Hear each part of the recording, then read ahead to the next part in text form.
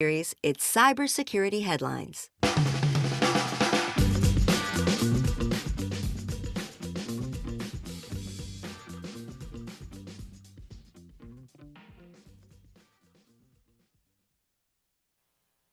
National Security Agency employee indicted for leaking top secret info. Cadbury scam is anything but sweet. And companies going to greater lengths to hire cybersecurity staff. These are some of the stories that my colleagues and I have been bringing to you on this week's cybersecurity headlines. And now we get a chance for some insight, opinion, and definitely some expertise on these stories and more from our guest, Brett Conlon, the CISO at American Century Investments. Brett, great to have you back on the show. Yeah, thanks for having me. Excited. All right, before we move on, we got to, of course, thank our sponsor, Code 42, reimagined enterprise data protection for insider risk. Of course, you can join us on LinkedIn Live. To do so, go to CISOseries.com, look for the weekend review page to find the link. Forgive us for being rude. We're not going to wait for you, though. We've got about 20 minutes, so let's jump right into it. Our first story, National Security Agency employee indicted for leaking top secret info. The Department of Justice has accused an NSA employee of sharing top secret national security information with an unnamed person who worked in the private sector. The staffer held a top secret clearance and had lawful access to classified information relating to the national defense. The indictment alleges that on 13 occasions between 2018 and 2020, he shared information with an external person. And here's the kicker. He used his personal email address to do this. So, Brett, I don't think my line of questioning here is going to be surprising, but maybe two ways to ask it here. Personal email, really? How does that even slip under the radar? And how is it that people don't think they're going to get caught, like with just using a Gmail ad? I don't know if it's Gmail, but like a consumer personal email. Yeah, I have to tell you, I was actually surprised reading this. Having worked with the NSA and intel sectors, I was surprised that someone was able to use their personal email to send material. The details are still a little bit vague in terms of how that occurred. But unfortunately, I've seen the Intel and NSA, and they have a great process on their insider threat and how they protect their data. They have engineers that are working tirelessly to do that. And so it's sad to see that this occurred. There's going to be a lot of people that have to now rework and relook at everything that they've been working on. But this is an unfortunate reality. Espionage exists, and there's people that are trained to do this and convince people that what they're doing isn't that bad. And some people do it. Yeah, that's constantly the question of insider risk is, how could, whether it's private or government sector, how can someone do that? And there's, financial and lots of other ways to get people on board. I guess, is there any takeaway we should learn from, hey, like there's nothing too table stakes to look out for in terms of this kind of activity? Yeah, I think you just have to always prepare for the unexpected. This one was shocking to me, really was. All right, our next story, companies going to greater lengths to hire cybersecurity staff. According to an article in Dark Reading, employers are desperately seeking to fill cybersecurity positions. The number of available cybersecurity jobs, coupled with accelerated attrition due to the Great Recession, has led to companies offering ridiculously high salaries, a bevy of benefits, and free training and certifications to woo candidates. Even so, the candidate pool remains limited. Employers are exploring ways to help applicants fill in the gaps in their experience so that they can just be hired, with some experts saying people should just apply and the education will follow. Others have said that employers must start to think like software leaders and less like network engineers. Brett, almost every guest that we've have on here on the CISO series says they're hiring. We've heard from lots of people who say that, there are still too many barriers to entry to land a job in IT or cybersecurity, kind of that classic, getting your foot in the door or kind of going to that next level question seems to be a perennial problem. I'm just curious, what's your take on this?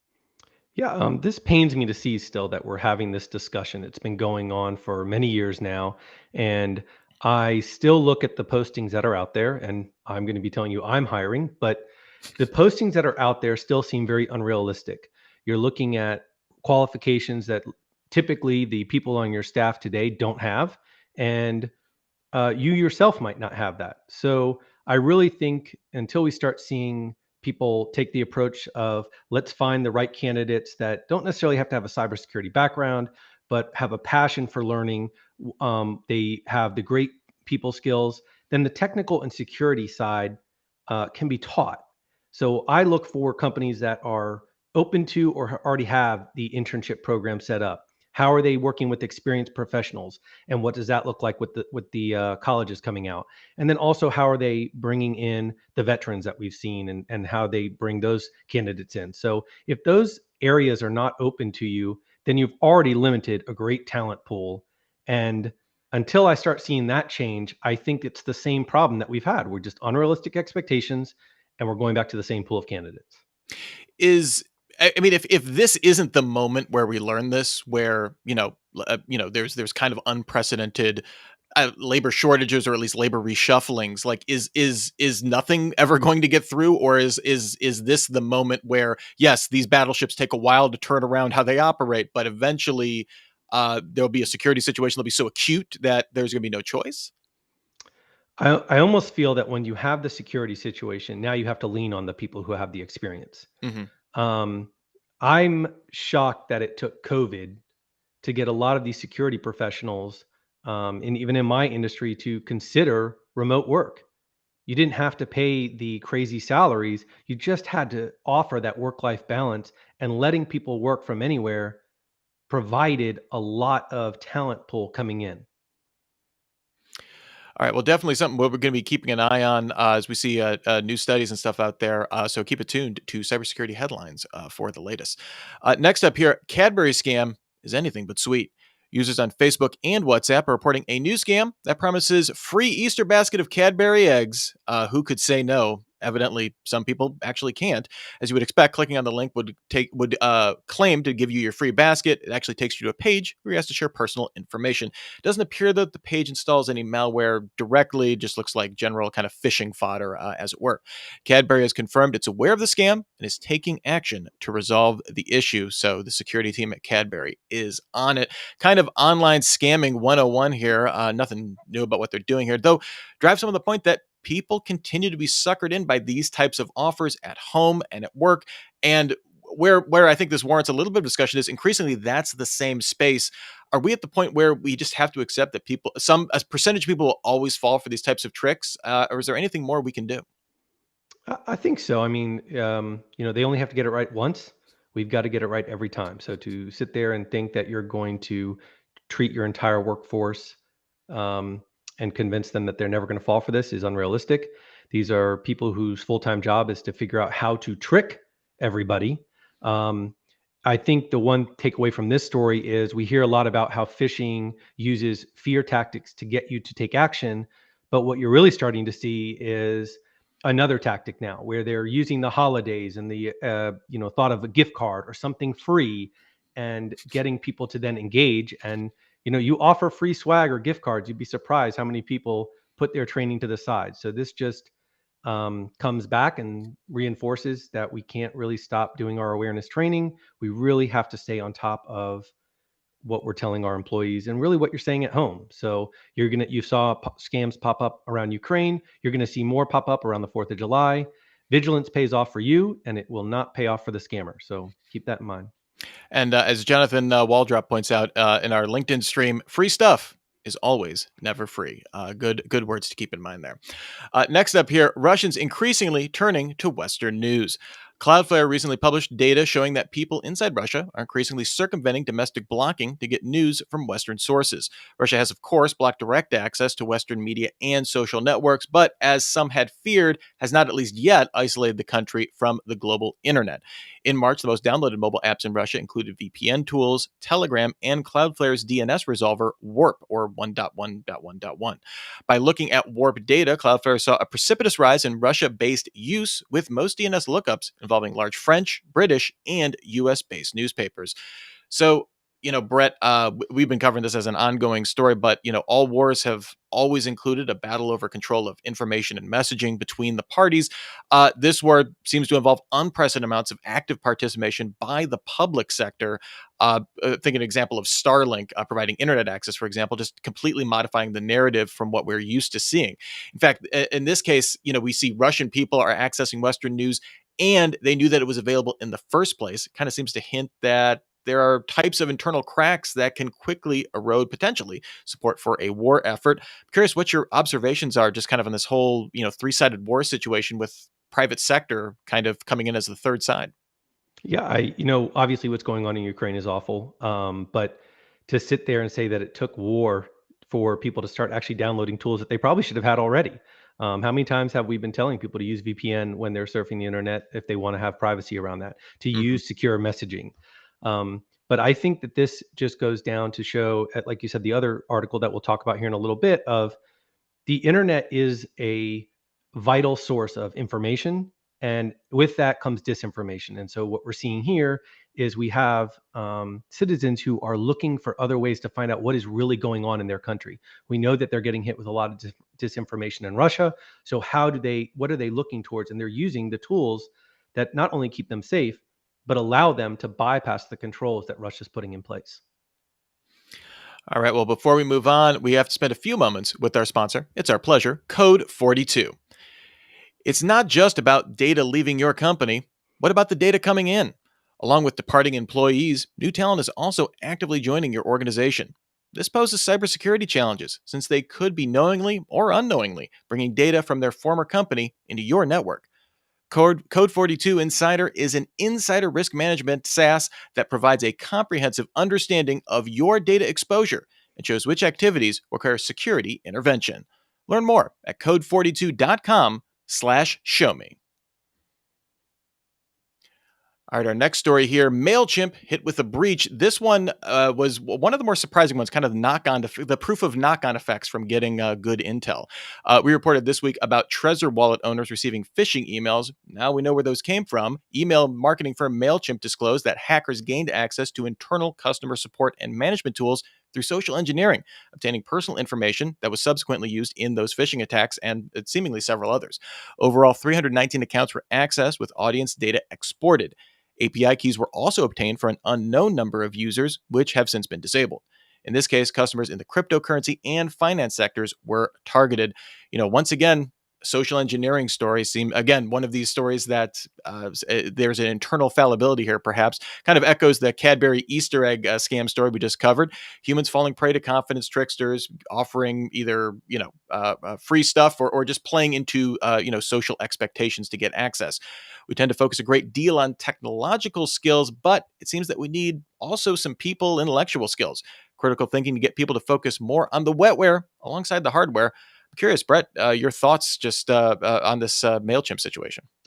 I mean, now we have our fourth article that we're talking about user awareness and social engineering, and that being a risk. And even the NSA, that was social engineering in person, most likely. Mm-hmm. So this is extremely important. You have to have a culture around security and risk. Breaches are becoming commonplace, and while it doesn't make you immune, creating that strong culture helps.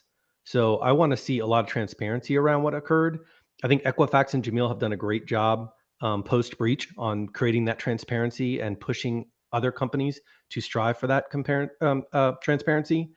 And I liked how Okta, once they got their feet under them, handled their recent incidents. So I know that we have legal matters that you have to consider before you disclose certain things, but the more that we can know about how this occurred and what occurred, the better we are as a community, because these things are going to happen. So I like the fact that they, understood what happened and how quick they were able to disable certain things, but they did get hit, and that's an inevitable part of business now, and how we respond is critical. Yeah, I feel like this is like another example of, I guess, like the last 2 years have been the years of like security supply chains becoming like just like top of mind for a lot of this stuff, where it's like Trezor didn't do anything to expose their users. It was a service, but that was able to target their customers. And I feel like, yeah, that those kind of things have happened before, but I feel like those are top of mind now more than ever. I agree. All right, our next story here, U.S. disrupted a Russian botnet. Attorney General Merrick Garland announced that government officials disrupted a botnet built by the Sandworm hacking group linked to Russia's GRU intelligence agency. Sandworm had previously been blamed for attacks against Ukraine's electrical grid in 2015 and the NotPetya attacks in 2017, so they are a very busy group. This botnet used the Cyclops Blink code to target WatchGuard Technologies' Firebox firewall hardware and was also able to infect some ASUS network hardware. At least it had that capability. Garland said that the government is believed to have taken down this botnet before it could actually be weaponized to perform any malicious activity. Kudos to the good guys for catching it.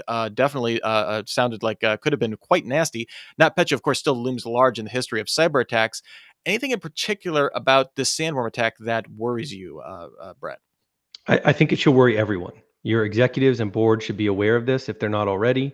We have seen and will continue to see things like this. Extremely appreciative of the FBI's efforts and what they did. I know it wasn't easy, but had this gotten out and we were looking at something again like a non-petya, that's going to be a problem. So I think the executives really need to take note of what is occurring and what we are seeing occur in the cyber war.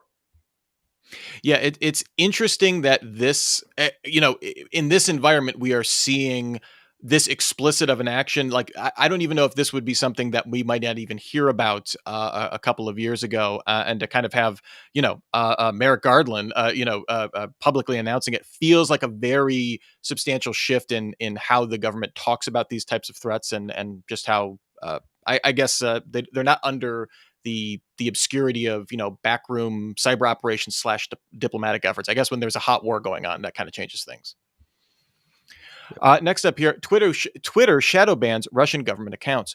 Twitter's announced that it will drastically reduce the chances of people seeing posts from accounts belonging to the Russian government as part of further measures to limit Russia's ability to leverage the platform. This means these accounts won't be suggested to follow or appear in search or explore pages.